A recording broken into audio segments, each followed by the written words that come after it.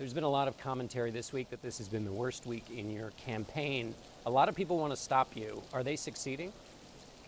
I don't know that it's been the worst week in my campaign. I think I've had many bad weeks and I've had many good weeks. I don't see this as the worst week in my campaign, but certainly I've had some weeks, and you've been reporting on them, where that was the end, and then the next week you see poll numbers where they went up and everybody's shocked. So yeah, people want to stop me because I'm leading by a lot. The new polls that came out have me leading by just about more than ever. NBC had a very good national poll that just came out. I guess I'm leading very big in New York and Pennsylvania. But you're down by 10 in Wisconsin. You had a week where abortion rights, where everybody on both sides of the abortion issue didn't know what your position was. Your campaign manager was... That was asked as a hypothetical question, and he said if abortion is illegal. The bottom line is that it is the doctor's fault, but that was asked as a hypothetical. Well, I want to get back to that in a minute, but your campaign manager is charged this week. That's not a good week. Do I love it? No. But am I going to ruin a man's life by firing him when I look at a tape that I supplied? I mean, that tape was from one of my facilities. We have cameras all over the place for security. I do a good job with security, and we have cameras. And I looked and I said, what did he do? I mean, you know, do you destroy a man's life? You look at her and you look at her initial statement. She grabbed my arm, obviously. Everybody sees that. She grabs my arm. But then when you looked at her initial statement, it was that she was almost thrown down to the ground. And, and by the way, if she were actually thrown down to the ground and all those things happened, I would have fired him instantaneously. But I don't want to ruin a man's life over a tape that looks like practically nothing happened. But here's what happened. Your campaign manager said she was delusional when the report came out. He said it didn't happen. When the report first came out, did you talk to him? Well, I could see maybe he not even knowing that it happened. Because but did you talk to him about this event? I did speak to him, but here's the thing. What did he say? It was such a minor incident that he might not have even known what was going on. I'm not sure that he knew her. I think he said he really didn't know her. What did he say when you talked to him about it? I don't think he knew too much about it. I talked to him very briefly, to be honest with you. I never thought this was going to turn into be much of a thing. Actually, when I really got engaged was after I saw this tape, because if you look at the tape, practically nothing happens. And when you look at her early statement, before she knew we had a tape, if you look, because I supplied it, if you look at her early statement, John, it was like she was, really accosted. And I will tell you this, if what happened on her statement, if that happened, I would have fired him. I'd like to talk about his statement, though, since he works for you. You want to be... But nobody wants to talk about her statement. She doesn't work for you, though. He works for you, and you're the boss. Excuse me. Her statement was like this horrible thing happened. Then you look at the tape, and people are still trying to say, like, what happened? But Mr. Trump, he said he didn't touch her. He said she was delusional. You said she was making it up. The videotape shows she wasn't making it up. Well, if you look at the videotape, you don't even see a grab. You see her almost being blocked out. So and by the way, she grabbed me, just so you understand. And you could see me going like that. She was not supposed to be asking any questions. The news conference was over. She bolted in from nowhere. She went in between Secret Service. She grabbed my arm, which everybody sees. I went like that, like, who is this person? And she started asking questions. She wasn't supposed to do it. Did Corey Lewandowski tell the truth when he said he didn't touch her? I don't know, because I can't tell you in what context. The event. You don't know that he touched her or not? The event to me, what do I know? The event to me seems so minor. Well, that's why I look at it. The only thing I have to go by is the tape. And when you see it, does it look like he touched her? To me, seems, well, he blocked her out. I don't see her grabbing. I see her being blocked out because she wasn't supposed to be there. But you also see her touching me before he ever even got involved. So here's the thing. Do I ruin a man's life? He's got 4 beautiful children. He's got a family.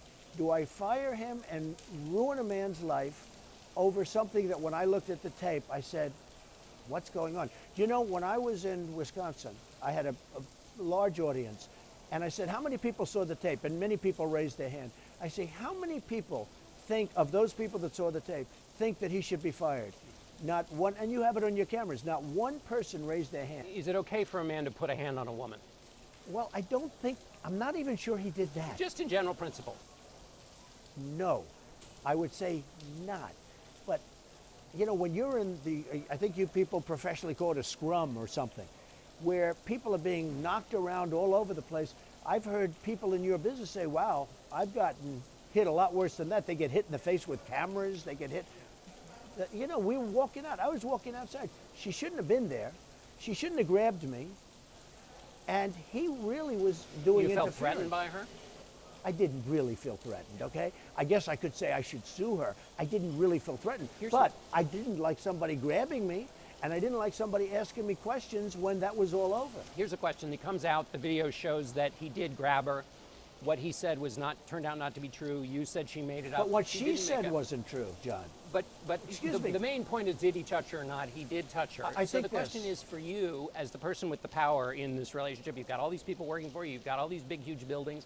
Why not be the bigger person and say, she was treated roughly, she was my guest, I apologize to her, and let's move on. Well, it's not my job to apologize to her. I had nothing. I just happened to be walking through. But you're the man running the show. Excuse me. I think that maybe if he didn't know, it could have been because the incident was so minor that he didn't even know what they were talking about. That's what I think. It'll get solved. It'll get taken care of. Let's see what happens. We talk about I have to be honest. I'm a loyal person. And I'll be very loyal to the country. And I'll be very loyal to the people of this country. I don't think I can destroy a man's life. And you will destroy his life. I don't think I can destroy. It's already had a big impact on him. I don't think I can destroy a man's life by what I saw on that video. Let me ask you a question about abortion. What would you do to further restrict women's access to abortions as president?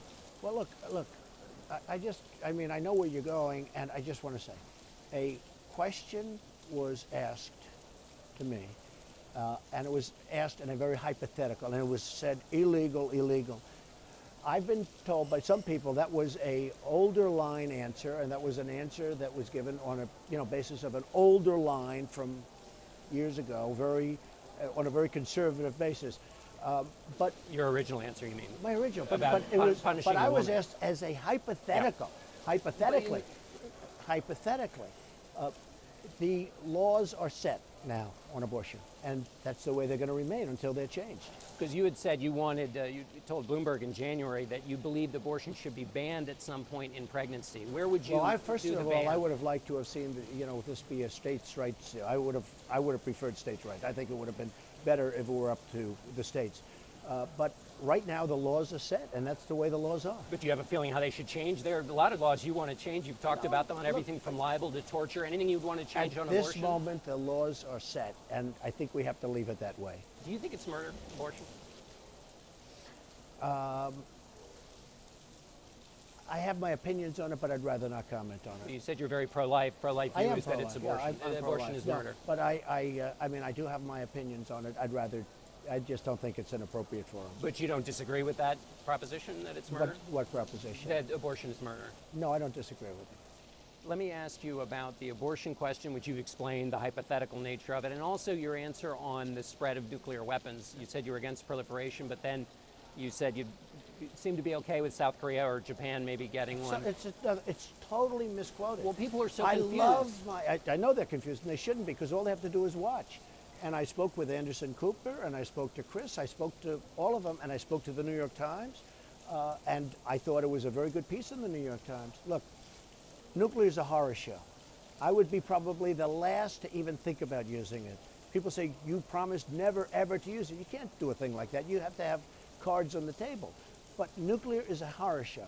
Just like I said, I don't want to go into Iraq, and I said that a long time ago. I wasn't the wall hawk. There were a lot of other people. Nuclear is a disaster. With that being said, we are taking care, and if you look into NATO as an example, we are funding and taking care disproportionately of the costs of many countries, many countries that are taking us for a ride. We have to do something with NATO. When it comes to nuclear, you're going to have to ask yourself, at what point and at what cost do we continue to protect Japan and Germany and many other countries? Now, they're not paying for this protection in anywhere near what it's costing us. We owe $19 trillion. At what point do they get involved and they say, we have to pay more money for this kind of protection? Now, at some point, they may have to protect themselves. Do I like that? Not particularly. But we cannot afford it as a country. We owe $19 trillion, going to $21 trillion because of the horrible omnibus budget, Right. which was a horror show. We cannot continue to do this. When people looked at your answer on abortion, on proliferation, they got the sense you were just winging it on foreign on No, I policy don't think issues. so. Have I'm you not been winging studying it. up? I have, but let me just tell you, Like, I'm not is there an winging it. issue that you feel like you've gotten? Because your promise Well, is I when I watched get. John Kasich, and he said Donald Trump wants Japan, something to the effect, that I want Japan, think of this, at a news conference or something yesterday, to arm, to have nuclear. I don't want them to have nuclear. But you know what? We cannot continue to defend all of these countries at a tremendous cost to our taxpayers. We just can't continue to do it. This is a different time. I said NATO is obsolete, which it is. It was 68 years or so old. You have 28 countries. These countries are being taken for a free ride. It doesn't really cover terrorism. It really covered the Soviet Union, which doesn't exist. Now, Russia exists, and Russia is plenty powerful, but it's not the Soviet Union. But remember this, John, what I was talking about is the economics also. We can't afford it. Nobody ever mentions that. Nobody ever talks about the economics. I want to get rid of our debt. I want to lower taxes. I want to do a lot of things. We can't continue to pay these tremendous costs. You met with your foreign policy team in your Yes. hotel in Washington. What did you ask them? More than anything else, I discussed nuclear. To me, the single biggest problem that this world has, and we'll knock out ISIS fast and we'll do a lot of things, but the single biggest problem that the world has is nuclear. In what way do you mean that's the big? I think if somebody gets nuclear weapons, that is a disaster. What worries you the most about that? I think that probably worries me the most. Which country, though, of all the ones? I think it could be many people. It's not even countries. It's splinter groups. It's people. Did they say anything to you that you have been saying and said, you probably shouldn't say that Not anymore? at all. In fact, many of them, and I'll give you a full list of the people that were there, and the list is being added on, and we have many people that are top people that want to come on board. Many of them were surprised at my knowledge, and they were surprised at the feel that I had for it. I have a feel. I have a Explain common that sense. feel. I'll tell you what the feel is. The feel is, I was asked on a certain competitor show of yours about NATO. Now, as an entrepreneur, I've never been really asked too much about NATO. NATO is not exactly when I'm doing deals or building buildings in Washington or New York or wherever I may be building them. But the question was asked about NATO. Knowing a little bit about NATO at the time, this was a couple of weeks ago, I said, in my opinion, NATO's obsolete. It's many, many decades old, like now 68 years, but it's many, many decades old. And NATO's too expensive because we can't afford this anymore. And people are being brought in for a free ride. It turned out I was right on every single subject. The problem is, and I had a very good interview with David Sanger of the New York Times, and I was covered very, very fairly by the New York Times, which is unusual for them, if you want to know the truth. But I was covered by him very, very fairly. And people were surprised at the instinct that I had, because it turns out that we are spending too much money on NATO, and it turns out, very importantly, that it is obsolete. NATO's not talking about terrorism. Let me talk about another meeting you had in Washington with the Republican National Committee. Yeah. Did they treat you fairly? Are they treating you fairly? Well, I'd rather let you know in about 6 months from now. I don't know. I mean, Well, you said they I haven't been treating you. Where are you on that I think question Reince is today? a very nice person. I get along with him, but I'm going to have to tell you, I think what's unfair is I won the state of Louisiana. I made speeches. I had that last evening in a hangar where you had thousands of people. It was incredible. And a big airplane hangar, a Boeing hangar. And I said, this is unbelievable. And I wasn't expected to win Louisiana, and I won Louisiana, right? I won a lot of states. I won, I think, 22 states. And I won Louisiana, and I got less delegates than the guy who lost. But isn't that proof that the people who took the No, delegates are no, beating you at the no, game? No, that's Wouldn't not Donald America. Trump do that? No. You that's wouldn't not play every America. angle to win. When I win the state, I'm not supposed to get less delegates than somebody that got beat. But as a businessman, you No, play but every it's angle you not can America. within the Sure, law, sure. and he's playing every. But Cruz you know what? is playing every But angle it's within the not law. America. You go in and you win and you get less delegates, okay? Now, I just won Missouri. That just came out. And there was a whole thing going on there, too. But let me just tell you something. When I go in and win the state of Louisiana and I get less delegates, that's not the way the system's supposed to Are you work. saying it's unfair or it's illegal? Well, I think it could be illegal, if you want to know the Yeah. truth. And that's my question. I Because the said to pros lawyers, say I he said, just beat you. They No, just say no, Cruz beat no. you at that. Give me a break. Let me just. I go in, he campaigned, I campaigned, I got the votes, and then I get less delegates?